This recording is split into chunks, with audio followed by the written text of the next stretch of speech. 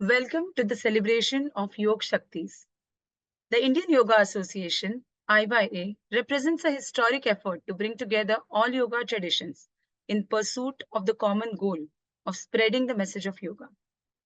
The theme of this year's International Day of Yoga is Women Empowerment. IYA, through their IDY series, is celebrating the contribution of women yogacharinis by highlighting their critical role and yoga's transformative power in fostering women's empowerment and well being. Hi, I'm Sujata, your host. Today we will be having a conversation with Garima ji, the founder of the Swasth Institute. The Swasth Institute enables people to step into full potential with a healthy body, mental clarity and emotional stability, purpose, and inner joy. I started my holistic well-being journey when I got introduced to the Swasth Institute and Garima about 4.5 years back. I have known her in different capacities and roles as a coach, as my teacher or guru, through various workshops and trainings I underwent with Swasth, as my colleague when I heard my inner calling and started working at Swasth 2 years back, and above all, as a friend and a guide who has and continues to play a key role in my well being journey. So let's get to know Garima a little better. Garima is committed to helping others be their full, authentic self and live their full potential by unleashing the power of yoga, psychology, nutrition, and nature connection. She integrates ancient wisdom and modern sciences to cultivate harmony in body, mind, and spirit. Her own journey began about 15 years ago when, after being at prestigious institutions such as IIT, McKinsey, and Teach for India, Garima experienced how outer success without inner fulfillment can lead to feeling lost, ill health, depletion, overwhelm, and relationship conflicts. Her quest for inner joy led her to study, contemplation, training, and practice of multiple disciplines, which cumulatively transformed her inner and outer life. Garima founded the Swasth Institute to enable health and joy for the world at large. She is a professional coach, a somatic psychology practitioner, MSc in yoga, and a Lowndes Scholar at the Harvard School of Public Health. The Swasth Institute has delivered 75,000 person hours of sustained well-being services, consistently delivering impact over 7 years. So I'm happy to welcome Garima here. So thank you so much, IYA, for this opportunity. And I'm so glad to be doing this with you, Sujata, my dear friend, my colleague, and such an important part of my life and Swasth's life. Thank you, Garima, and welcome once again. So as we start, let me start by asking you, what does yoga signify to you personally?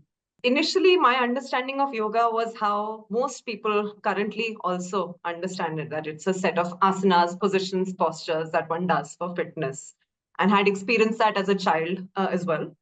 But today, my understanding of it goes to the philosophy that not yoga, I would say yog is really about. Yog means to be in harmony, in connection with, and I believe it is about being in yog with myself, which means living a life aligned to who I really am.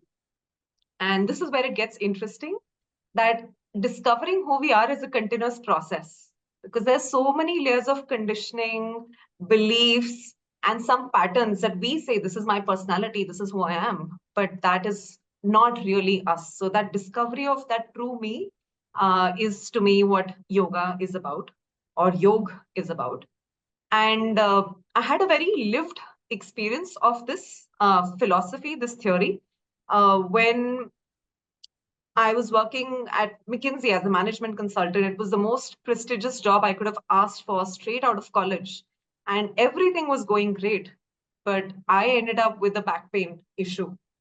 And I had back pain that would start, from the upper back and go right down, radiating to my arms, my legs. I could not sit, move, do anything. And it really came in the way of my work. And I tried every pathy under the sun, right? I tried allopathy, homeopathy, yoga also I tried, Ayurvedic massages, hypnotherapy, lots of things, but nothing was giving me the relief that I needed. And there was no structural issue. I was just 23 years old at that point of time. So that's when I actually was directed, someone referred me to Vyasa University, which is where I finally also have done a lot of my yoga education from. And there I understood that there is the true science of yoga is about self connection. It is about khud se jurna. And when I connected to myself in the time that I spent there, I realized that what was manifesting in my body was actually a misalignment between the life that I was living and the values that I had. I was making rich companies richer. And while it seemed to be the best job on paper, it's not who I was as a person. And that dissatisfaction I had not allowed myself to experience because it felt like this is the place for me to be. So over there, I decided that I'm going to transition to the social sector because whenever I had worked in the development sector, I'd been the happiest. Uh, and when I made that decision, it's interesting that my back pain just disappeared. Like I made a call from there and I said, I'm going to leave and I'm going to transition to the sector, social sector, and my back pain never came back. And it we talk of psychosomatic health issues, we talk of adhija vyadi in yoga, but for me, this was a very lived experience that my back was reflecting the misalignment between who I was and the life that I was living. And as soon as I restored the alignment, my health was back. So that was my lived experience of yoga. Thank you for sharing your lived experience. And I can truly see how this was a discovery of self for you as you went through this experience. So I'm sure we would all like to know what inspired you to transition from a career in technology and management consulting to yoga, holistic well-being, and education. So, unknown to me, most of my life had been a quest to find myself. Just initially, this energy was directed outwards. So, whether it was, starting with engineering, then transitioning to management consulting, and then the social sector, I was trying to find myself by saying, what do I like to do? When I realized that engineering is not what I wanted to do for the rest of my life, I said I need exposure. And so consulting would give me that exposure. When I realized that management consulting is not what was bringing me joy, and I wanted to live a life aligned by my values, that's when I transitioned to the social sector. Now, I had thought that now I'm in the social sector. This is the field of seva, karam yoga, and everything would be fine. And it was for 3.5 years. I had a wonderful time. But very soon that same emptiness came back to me and I ended up feeling very, very overwhelmed, depleted, and I just could not understand why. I needed to step out of it again and say, what is happening? Because I thought I'd fixed everything outside, but it was still not fixed. And that's when I realized that while I had changed the outside, I had not really changed my inside. My same patterns that were there earlier were continuing of not feeling that I'm good enough and therefore not whole and complete. So that I would give myself to work, and people saw that I was very passionate. But that passion was coming from a place of emptiness. There was a pattern of workaholism, of being perfectionist. And that and many other things led to me feeling empty. So I realized after I took that time off, I stepped out. I took a sabbatical and went on an inner journey.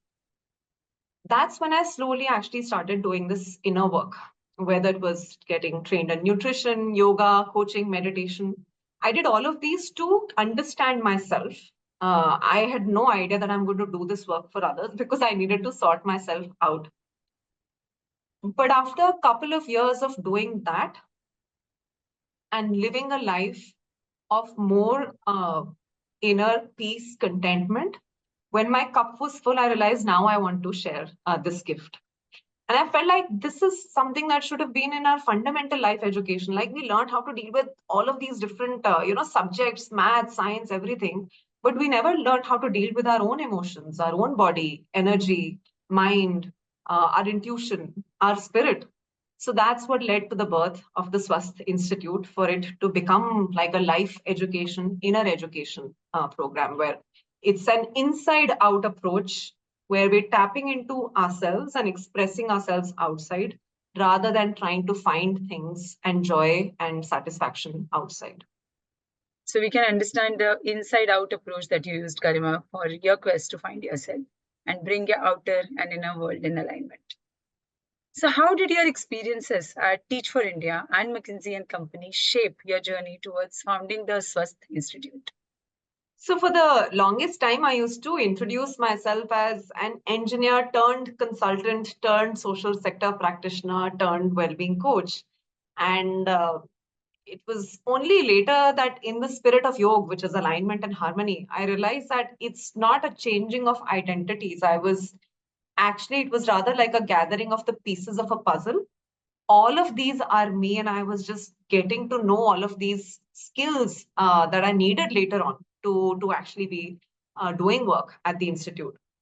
So if I go back to my engineering days, for example, that really taught me how to be very, very rational, systematic, and have an evidence-based approach towards things, which is also what we're trying to bring into yoga, which is such an ancient science. We're trying to bring a rational approach, which already exists, but use that for people to understand things. My consulting days actually taught me how to create a very well oiled system, which is strong on processes, strong on culture. The difference being that we're now not trying to maximize profit, but our goal is to maximize social impact. So the goal can be different, but the processes have really, really helped. From Teach for India, I learned a lot about learning. We often think it's about teaching, which is a very teacher centric approach, but actually, this is about someone learning, a participant learning, a student learning. And Teach for India really taught me how to put the person whom we're trying to work with at the center of the process, how to make learning engaging for them, how to make it very application based so that it's not a concept, but something that one can live with, really live out in their life. And that again is what the yogic process says. It talks of true learning being a three-step series of three steps of Shravan, which is listening, reading, Manan, which is contemplation, and Nididhyasana, which is practice, application. So Teach for India really gave me the very practical tools to be able to do this. And finally, both these organizations are very, very values based. They have their own set of values and have a very strong culture aligned to it, which also told me that whatever we do at Swasth, we want to be clear on our values and really live them not just as words that one states, but at the center of everything that we do. So yeah, I feel like each of these pieces has had a place in my journey and in Swasth's journey. Truly, I can see like all of them fitting together in a puzzle. I understand you spoke about the values of these organizations. So, could you share some key principles or values that guide your approach at the Swasth Institute? So first, I want to start with even the meaning of Swasth because like yoga is misunderstood, Swasth is also misunderstood. Firstly, the very basic thing is that Swasth is not about not having disease. Nirogi hona, Swasth hona nahi hai. It goes beyond that. It is the presence of holistic well-being, physical, mental, social, spiritual, all of those dimensions. But there's an even broader meaning beyond this, which was very eye-opening for me to discover that swasth, if you actually look at it, just break up the Sanskrit word into two parts. Sanskrit is a beautiful language that way. Every word has a meaning. It means swa and stha. Swa is myself, and stha is the same root as in sthan, sthir in Hindi, or as in stable in English.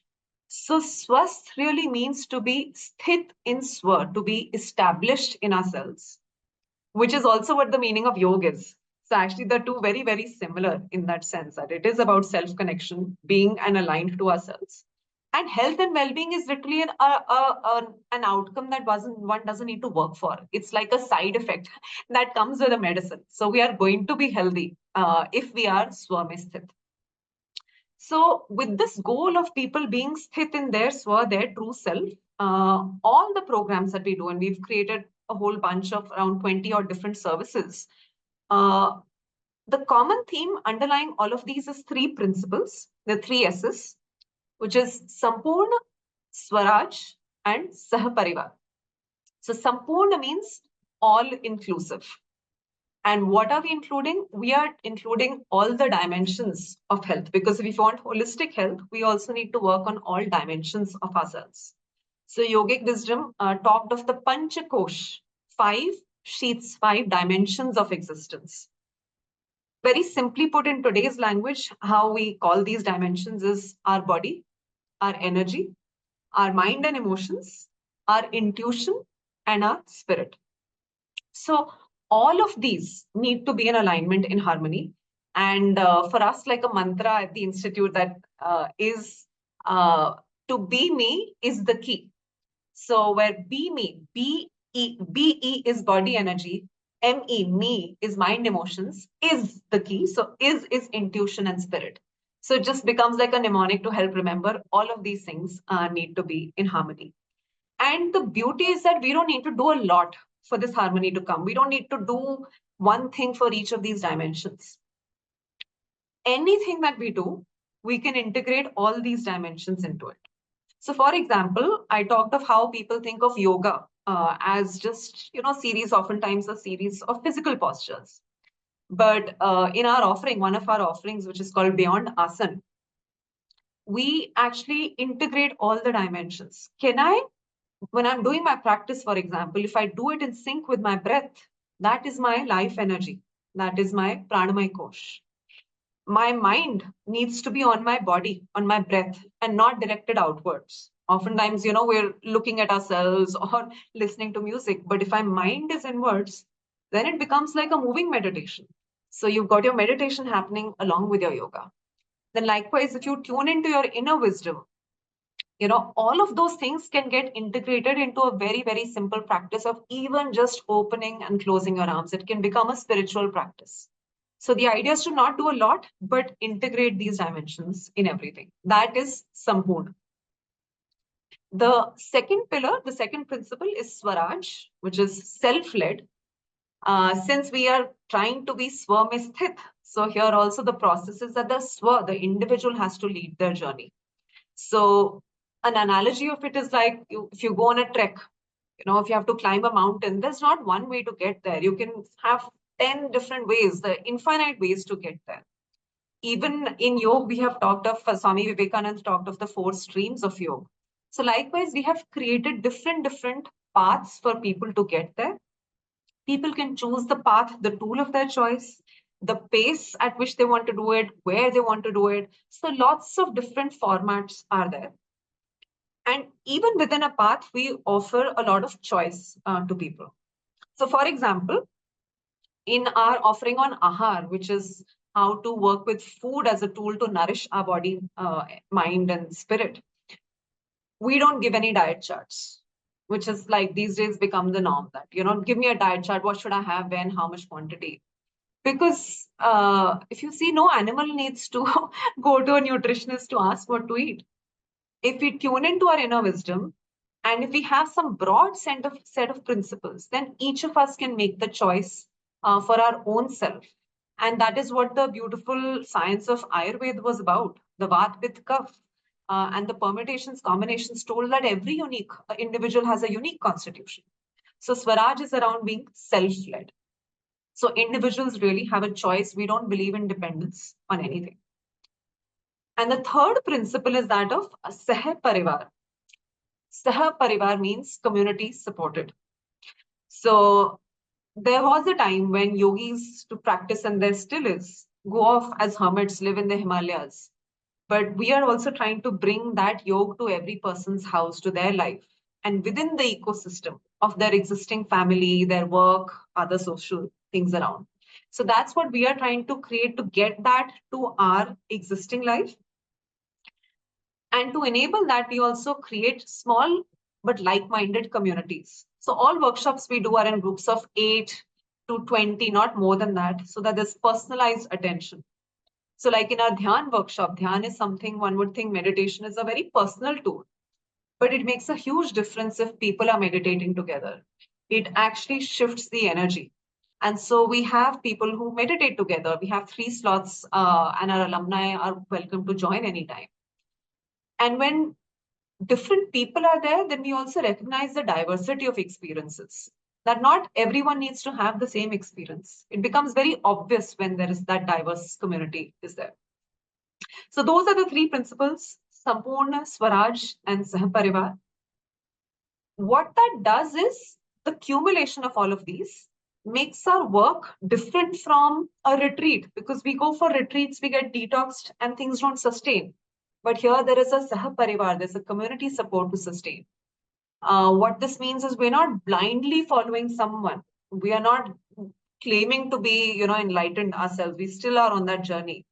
But to get in touch with our inner guru is the principle of Swaraj.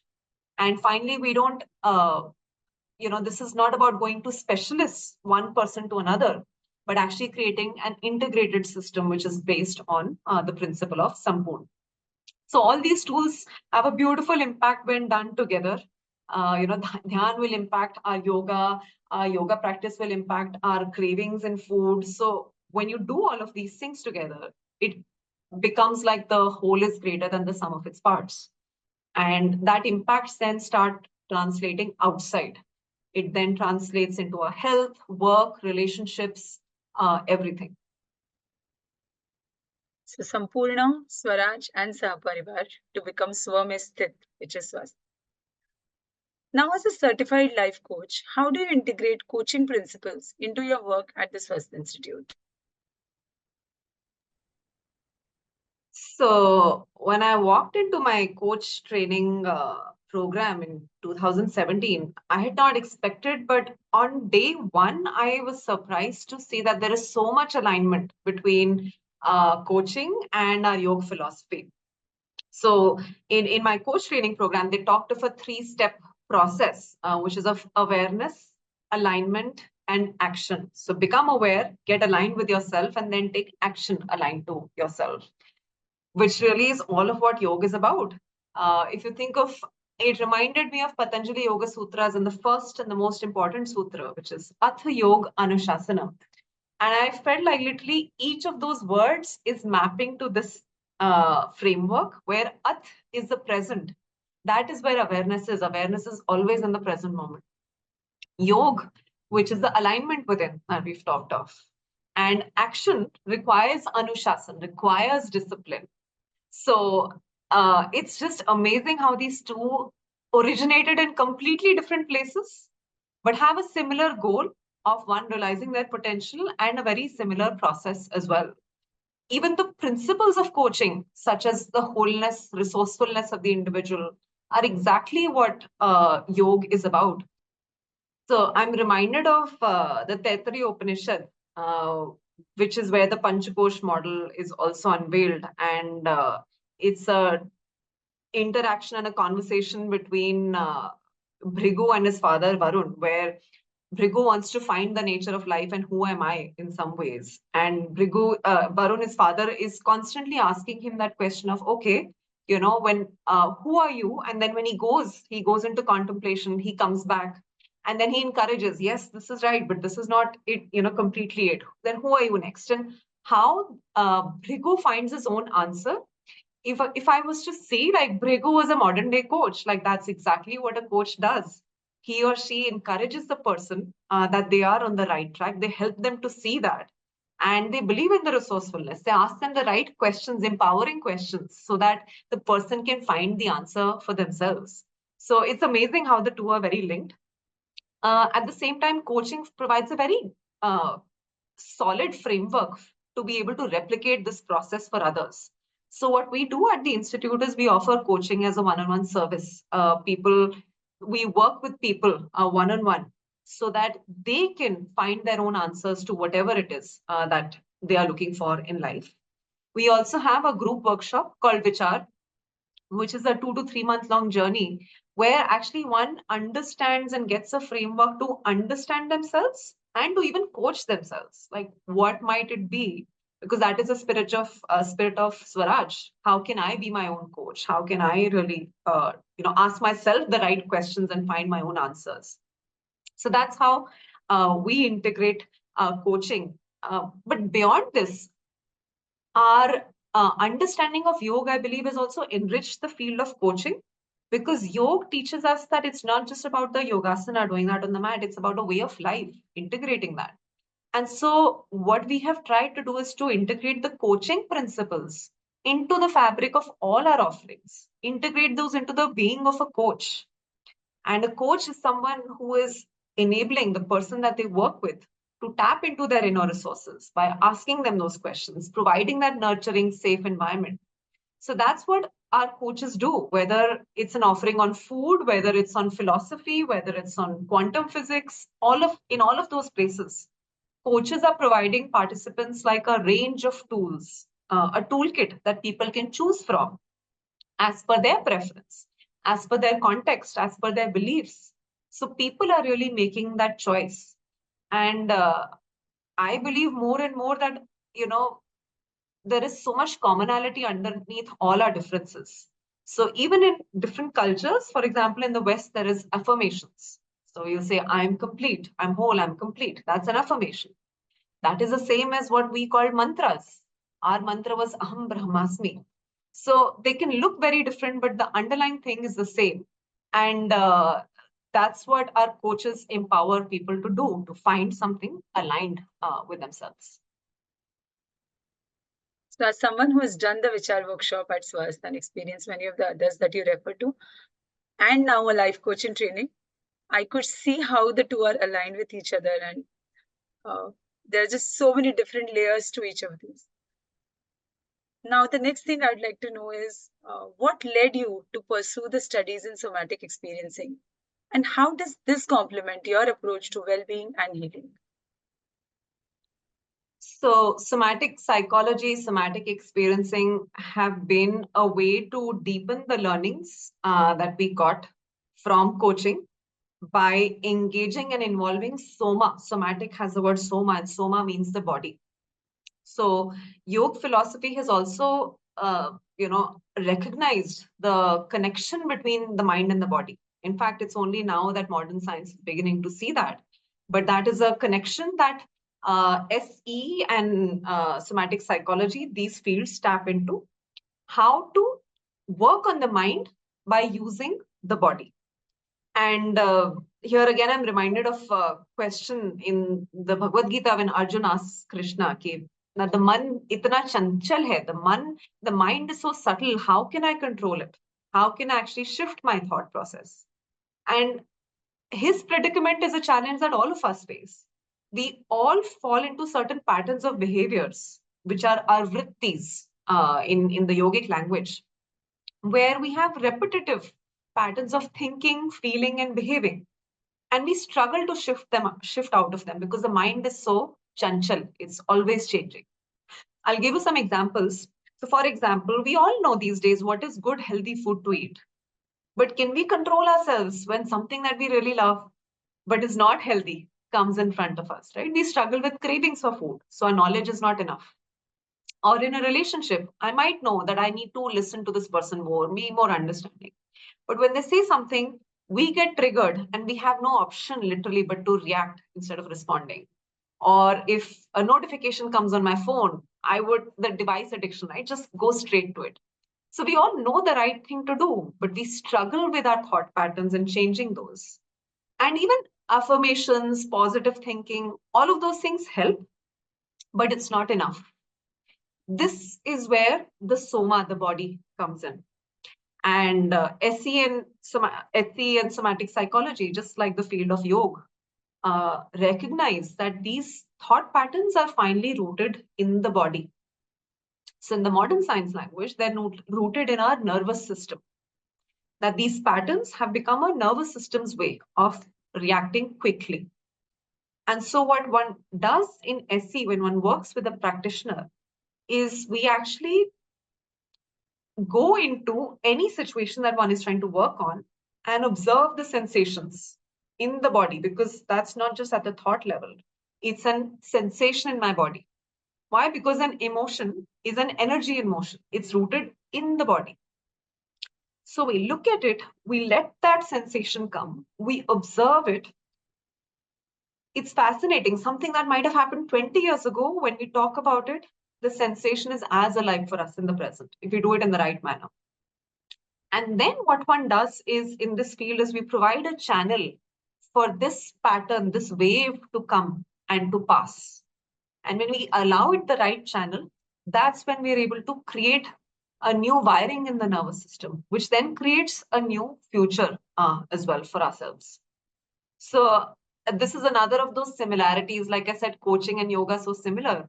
When I learned, I did my ISP certification, I realized that this is so similar to Vipassana.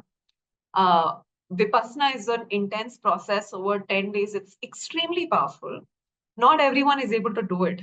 So this is Vipassana in small doses, where we're slowly building capacity of people to go back to their vrittis, their sanskaras, their vasanas, and to be able to root them out in the present.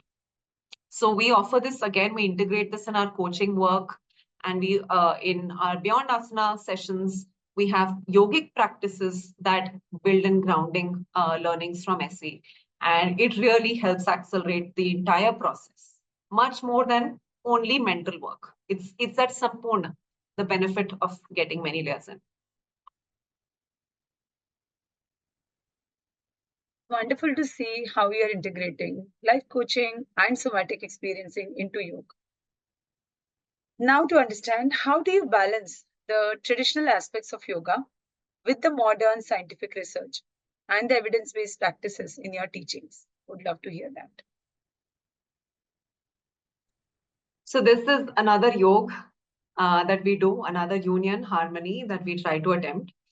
For the longest time, I also personally felt that these are two opposing forces that sort of need to be balanced. Like that's an image that comes up when we think of a balance, that there are two opposing forces. But the more I've understood these, and us at the Institute, we've come to understand that each of these approaches, the ancient and the modern, each of them have their role, they have their benefits. So traditional wisdom is very holistic in nature, it's very subjective, it's very individualistic.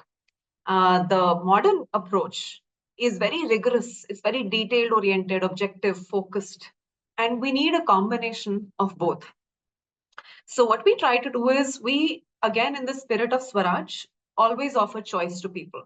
So, for example, we have what one would feel are diametrically opposite offerings. There is one called Neuroscience and I, where we look at what is modern science saying about well-being.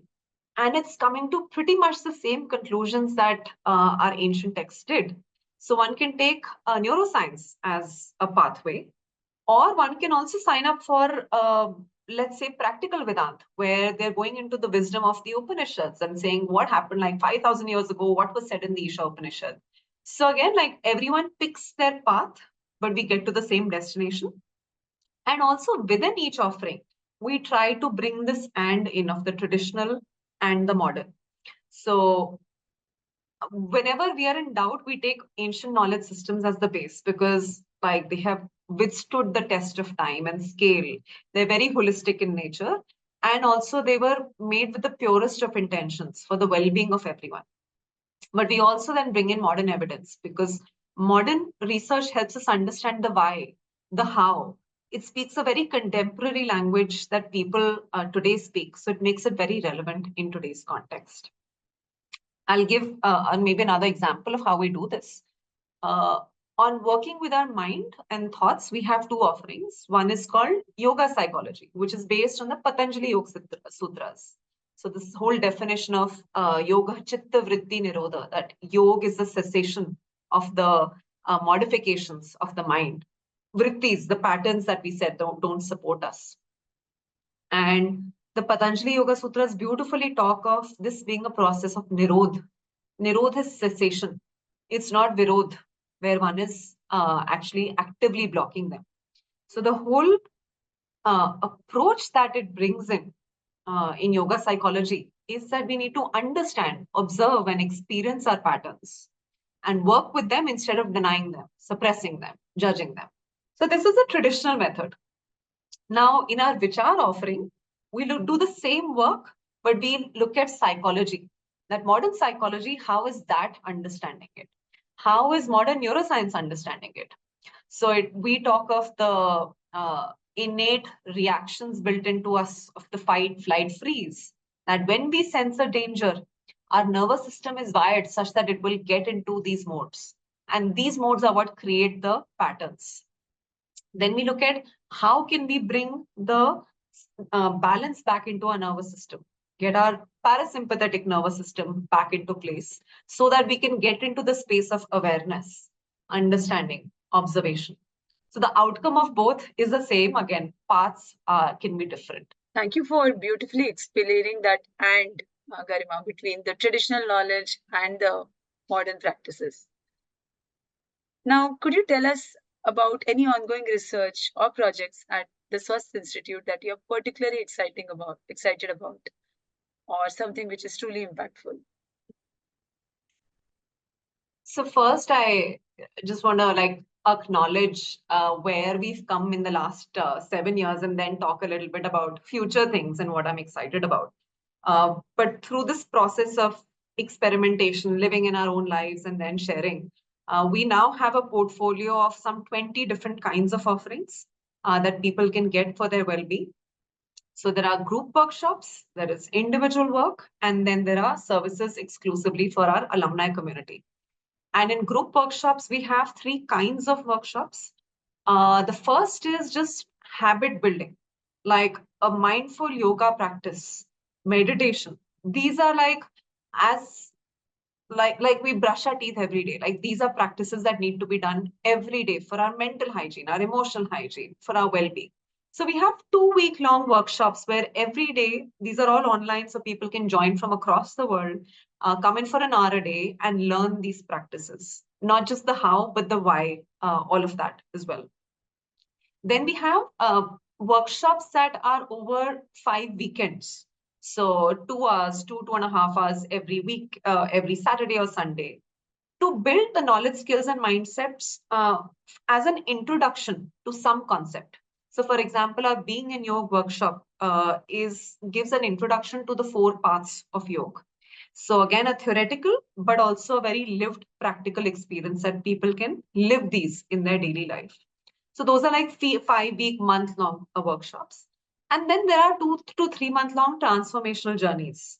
This is again, it can be done online, or there are retreats that we do in person. But these are programs where one really gets deep into habits that are long formed, like our eating habits, right? Our thinking patterns. So ahar, which are these are longer journeys where again we're meeting on weekends or meeting certain days, but every day there is something that we're doing to keep shifting that pattern. Additionally, we also have certifications like with the IBA, where there is the Foundations of Yoga certificate, the certificate course in yoga, the 200-hour certification for teacher training. Those are some of the group workshops that we have. On the one-on-one side, it can be someone can learn how to do their yoga practice with us, work personally with a coach. We also provide yoga therapy as a service. And we provide coaching that I talked of, somatic experiencing as a service as well. And our alumni have access to daily practice forums for meditation, for yoga, where they can come together, practice. We have meetups online, in person, a lot of different things. But it's been a slow stepwise journey to get there. I really draw inspiration from nature, how nature, plant doesn't become a tree overnight. So all of this has been a slow but steady journey to get here. And we're looking forward to adding many more certifications, topics, formats, different locations in the years to come. Now, as for the projects in the future that I'm really excited about, I think one is has been the integration of our learnings with another program that we run, which is called Swasth India Medical Centers. It's India's largest NGO-run setup of primary health centers that has served 20 lakh patients in the last 12 years. And we have, again, very slowly but systematically now ported a lot of the learnings into that model, where we're saying that can we create an integrated model for primary health, where we're integrating modern medicine with Eastern medicine, but also bringing these self-healing modalities. So people in the community have been experiencing and benefiting from yoga, meditation. Their medicine dosage is reducing. They're getting off their medicines. Their pain is reduced, and a whole lot of physical, mental health benefits they found. So that I think really, really excites me, because we have always wanted to take this work to people who don't have access to the resources. That's also what the institute is trying to do to, make sure everyone has access. On this front, there is also research that we have been doing with the Harvard School of Public Health. We did an initial feasibility study working with hypertensives and found very, very encouraging results from this integrated approach. So we're now planning to increase that, and we're looking for partners, for funders who can really help with this is path-breaking work for the segment that needs it the most. So we're looking for supporters in this journey also. And finally, I'm also really looking forward to us having a physical campus at the Institute at some point of time. A lot of the work has been online and now coming into in person. So we would love to have a campus where people can come, stay, experience, and really live this way of being and go back with just a different perspective towards life. So that's something that's a big dream that I hope will get fulfilled in the coming years. Good to know about the existing programs at Swasth and the future plans. So coming to the theme of this year's International Day of Yoga, which is Yoga for Women Empowerment. So Garima, what role can yoga play in empowering women according to you? Yeah, this is such a well-timed theme and such an important topic today. And I have had my own journey and I'm continuing to have that as well. And, we're living in a time where in some ways women are empowered more than ever before. And so many of us are educated now. We have like the same rights in many, many cases. I mean, I know there's a long way to go, but we have many similar rights as men. We're in the workforce. So many strides have been made. And I just first want to acknowledge all that has happened. It's taken so much effort on the part of so many people to get there. And at the same time, and I'm seeing this from my own experience, from seeing people around me, and also the statistics that I see, that there are challenges that we're facing. That women, despite being empowered, it's taking a toll on our health because we have to manage everything, right? Sometimes our family suffers because we're not able to give the enough attention and time to our family, or there is stress at work. So there is stress overall in the system because we're trying to do everything, right? We're trying to manage our home, manage our family, social commitments, as personal growth. And so it means that somewhere what we've done has worked, but something needs to be adjusted in our model. Otherwise, we would not have these issues that we're having. And I also want to say before I talk about an approach to it, that this is not a problem of of women alone. This is a problem that society is facing. And men and women and everyone together needs to come together to solve this, because the woman is a very important part of the society. She is the one who births the family. So it's something all of us have to collectively solve. For me, I feel like, again, in the spirit of yoga, it's about going internal. We focused a lot on external things and that has helped, but it is about internal empowerment, and that sometimes means that we don't need to do it all. Rather, we need to be it all. And so it's the doing versus the being, the outside versus the inside. How we see this process and a definition of empowerment is, it's around rising into one's potential, into one's whole self. And the whole self has the masculine and the feminine. It is the Shiva and the Shakti, the Ardhanarishwar. We are all whole and complete in ourselves. So there are masculine qualities that all of us have, such as going out and like being go-getters, being focused, action-oriented. Then there are feminine qualities of nurturing, of being going with the flow. And all of us have these, and it's about getting a balance of these. Rather, I would say it's about choosing what quality is going to serve us in which situation and which of these is aligned to our swa. So it's a lot more about the being than the doing. And this can reflect in anything that we do, the balance of the masculine and the feminine. So from our experience, what we have created, my own experience, and in working with women, we've created a 3-month container called Rise, which is one of my most favorite loved offerings. It's a 3-month container, starts with a 3-day retreat, and is followed by online support ongoing, where we work with this past, the present, and the future for us to rise into our potential. And so the work in the past is actually going back and saying, what are the old limiting beliefs that are no longer helping me? Because as a result of being disempowered for so long, we have internalized a lot of limiting beliefs. We ourselves don't believe in our potential. We ourselves don't value the skills and the gifts that we have. And I know I have done that a lot. So it's about looking at those limiting beliefs in the past. In the present, it's about tuning into our inner wisdom. And nature is a big part of inspiration for that wisdom. Nature is the ultimate woman, Janani. It is what gives birth to all of life, all of creation. So, drawing a lot of wisdom and inspiration from there in the present. And then in the future, with this awareness, how can we create a conscious life? How can we see where in my life do I need to embody more of the masculine? Where do I need to do more of the feminine? What do I need to do more in life? What do I need to do less in life? What do I need to do differently? So the answer is not to do everything, but to get settled in the being and take very conscious choices. And I have been amazed to see how women, when we tap into our wisdom, have found very different ways of rising. It's not about fitting into this template of this is the ideal woman, right? That all of us have to become the ideal mother, daughter, sister, team member, manager, leader, all of that. Some women have taken the call of saying, actually, for them, like their relationship with their children is very, very important at this point of time. They have adolescent children and they want to be present to them. And that means they're okay stepping back on work, but they don't doubt themselves anymore because of that.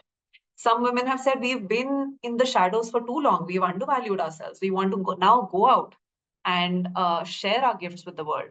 So everyone has found their own way. And that I think is so, so liberating. That is true women's liberation, where we are not trying to break a pattern by creating another pattern. We are truly finding out what is it that serves us. And yoga has a huge role to play because it takes us inwards instead of outwards.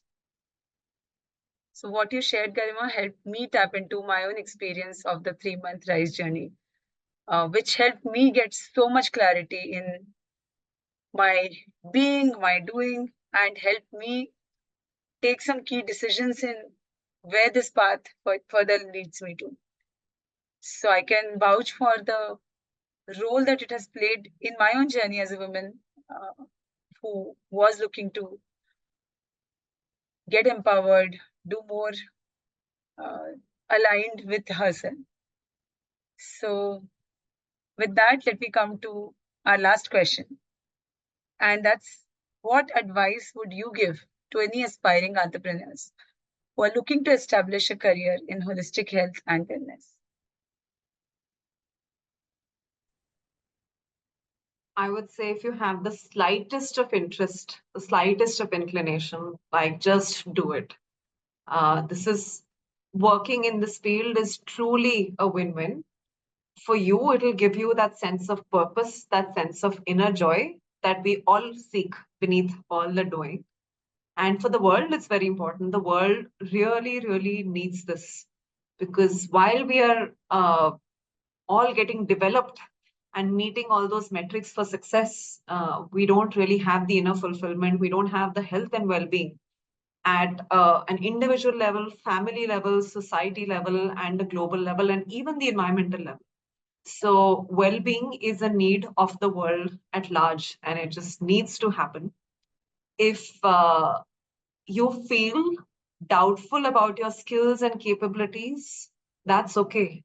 No one is born a doctor, no one is born an engineer, right? We all learned and studied and became that. So even if you have a background in something else, if you have the desire to do this, you are going to learn the skills. If you have the desire, like if you have the intention, anything and everything can happen. That's how I also did it. I didn't have a background in this. So I think I would just really, really urge you to do this. I also know that for entrepreneurs, there is a very valid concern around finances, right? How do you manage your finances?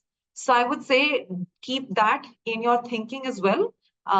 Let us not talk of spirituality without materialism. We do need some resources for us to have a good life as well.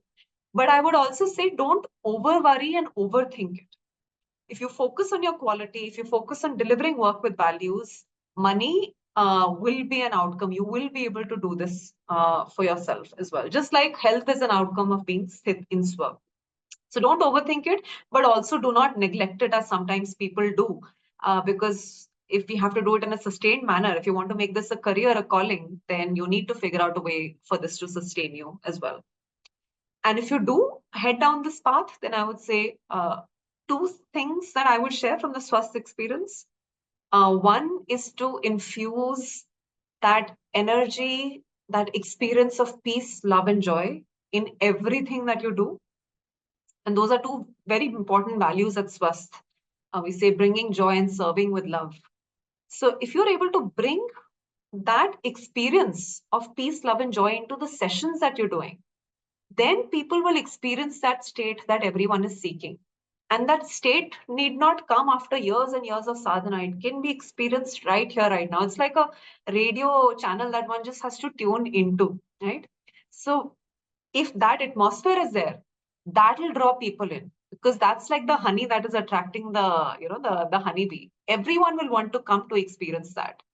And that will make their path of self discovery also much easier, because it is not an easy journey. It is a tough journey as well, doing this inner work. And finally, I think to enable this peace, love, and joy to happen, for you to create that container, for you to be that light, you need to do a lot of work in yourself. So be the change, practice what you preach. And we need not wait till we are perfect and till we're truly living everything, because we will never get there. We can say, if we are humble enough to recognize, I have walked a certain number of steps and I know there's a way to go. But wherever I have come, can I take some more people along with me and grow along the way? That's how, again, going back to nature, that's how nature is. The roots of the tree are not fully formed. Initially, it's very less and it's a plant. But as the plant increases in size, as it rises, the roots go deep. So our work also needs to go deeper and deeper, because that is going to be the foundation on which everything externally will get built. So I really, really wish that if you have the slightest of aspiration, you join this, get the purpose, joy that you deserve and the world deserves today. So, Garima, what would be the key message that you would like to share with all our viewers? And for those who wish to start or continue their well-being journey with Swasth, how can they go about that? So my wish is for everyone to be swasth, swamesthit, established in themselves, and for all of you to experience health and joy, which is an outcome of being swasth. I believe all of us are blessed with tremendous potential, and we deserve to experience this fulfillment. Being a healthy body, abundant energy, mental clarity, emotional stability, and a life of purpose and inner joy. And you have many, many tools available for this, whether it's nourishing food, emotional management, movement and relaxation, science and philosophy, and the wisdom of nature. So everything is here waiting for you to start. Do your journey, whether it's with Swasth or anyone else, it doesn't matter, but please do walk your journey. If you are interested in any Swasth programs, this page gives a link to an overview of all our offerings, of our workshops. This is our email address and our phone number, and we are reachable. And I'd love to support any of you in your journey. So best wishes. And thank you so much for this opportunity. Thank you so much, Garima, for your time and for sharing your journey, your experiences, and the work that you and the team at Swasth is doing with all of us. Thank you so much for this opportunity to IYA, and thank you, Sujata, for hosting this lovely conversation and for building Swasth Institute to where it is today.